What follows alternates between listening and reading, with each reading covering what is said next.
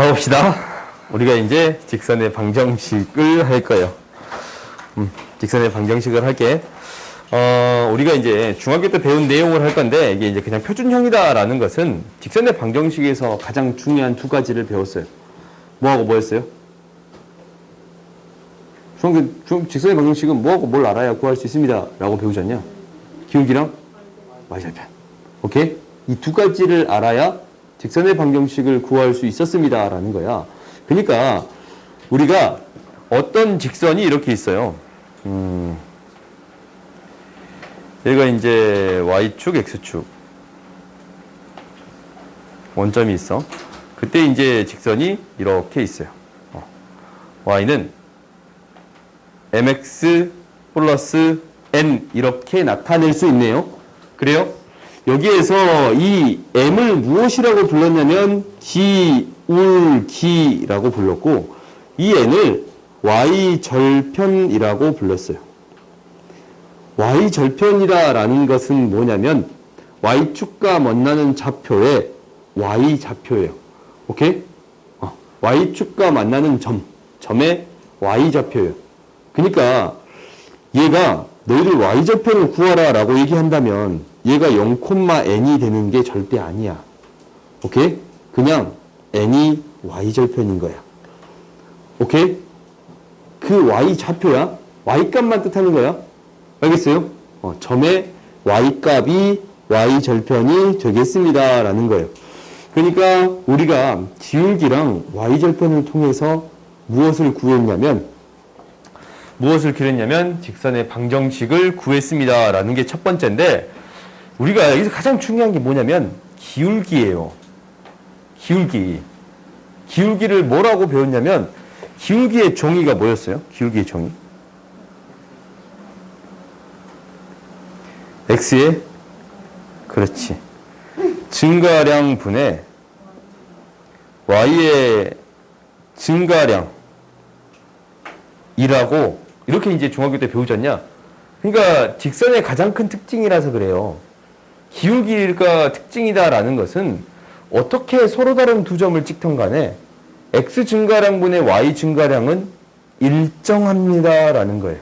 오케이? 그러니까 점을 어떻게 찍든 간에, 점을 이렇게 찍든 이렇게 찍든 어떤 점을 찍든 간에 x 증가량분의 y 증가량, 이거의 b가 일정하고 x 증가량분의 y 증가량, 이놈의 b가 항상 일정하겠습니다 라는 거예요. 오케이? 이게 기울기에 대한 정의인 거야. 알겠어요? x 증가량분의 y 증가량. 얘를 좀 과정이 올라가면 어떻게 쓰기도 하냐면 x의 변화량이라고 부르기도 해요. x의 변화량 분의 y의 변화량 이렇게 부르기도 해. 그래서 어떤 용어를 사용하냐면 델타 x 분의 델타 y라는 용어를 사용해요. 이 델타는 그리스어거든. 거리를 뜻한다는 영어가 디스텐스야. 그 d를 따온 거예요. 오케이? 그래서 이제 그리스어의 d에 해당되는 게 델타거든. 오케이? 라틴어에. 그래서 아무튼 그래요. 델타분의 델타 x분의 델타 y 이렇게 표현해 주겠습니다 라는 거예요. 세모야, 세모. 물리에서 배워요? 그렇게 써요? 그렇게 물리에서는 그렇게 써요? 아, 수학에서는 이렇게 써요. 알겠지? 아, 나 물리 공부 좀 할게. 미안해요. 올해 내가 수능 물2 볼 계획인데 결과 말해줄게요. 알겠지? 열심히 찍고 올게. 왜 세면 안 돼? 어? 왜 세면 안 돼? 아니, 얘들이 봐주래. 이거 물투랑 화원 봐주래 올해는. 그래서 물투랑 화원하고 마킹 안 하고 그냥 낼 거예요. 그래야지. 내가 다 찍었는데 1등 나와버리면 어떡해. 완전 민폐 왕 아니야. 그럴 일은 없을 거 아니야? 그럴 일은 없을 것 같아? 근데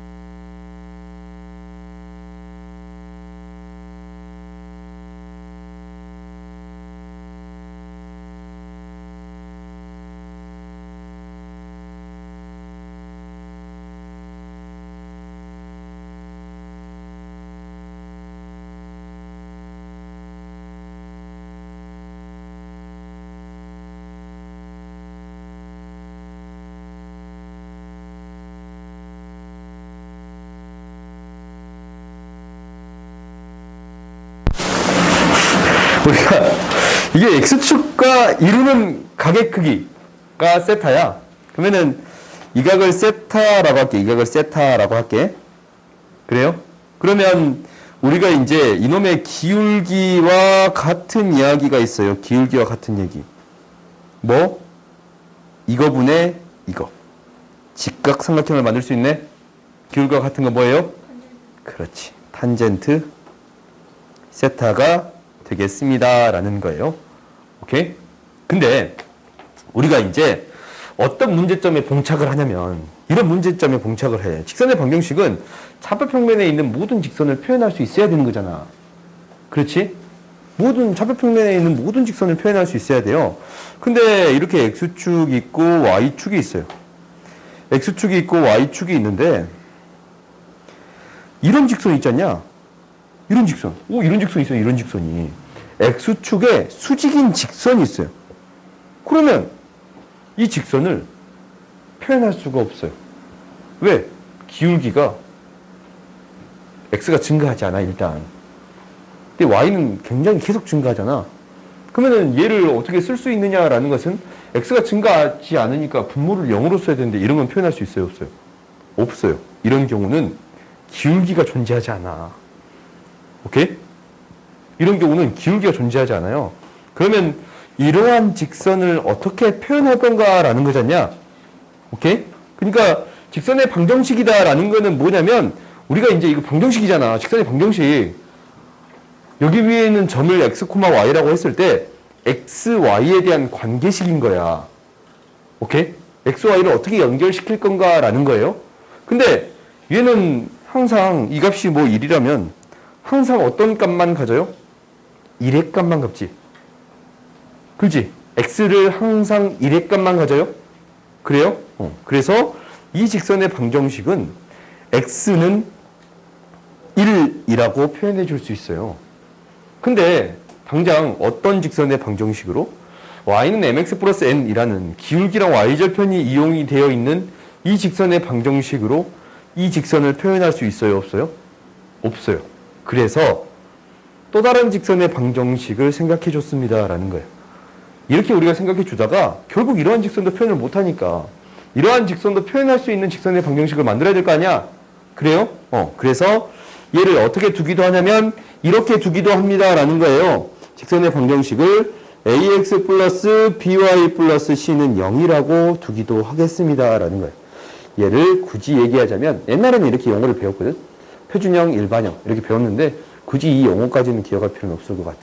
그러니까 직선의 방정식을 표현하는 방식은 두 가지가 있는데 하나는 기울기를 이용해서 표현하는 방법, 하나는 그러니까 이렇게 그냥 a, x, by 플러스 c 세 문자를 이용해서 표현하는 방법, 이렇게 두 가지가 있습니다 라는 거예요. 오케이? 그러니까 이렇게 표현해도 되고 이렇게 표현해도 상관없다라는 거예요. 아까 처음에 답을 누군가가 y는 기울기 x 이렇게 쓴 친구 있었단 말이야. 근데 굳이 그렇게 다 쓸 필요는 없어요. 그러니까 뭐 중학교 과정에서는 반드시 그렇게 써야 되는 경우가 있잖냐. y는 이렇게 바꿔주세요라는 게 있었잖아. 아니냐? 있었지. 안 그랬어요? 근데 고등학교 과정에서는 굳이 그럴 필요는 없어요. 오케이? 직선의 방정식을 이렇게 표현해줘도 상관없습니다 라는 거야. 그러면 이제 봐보자.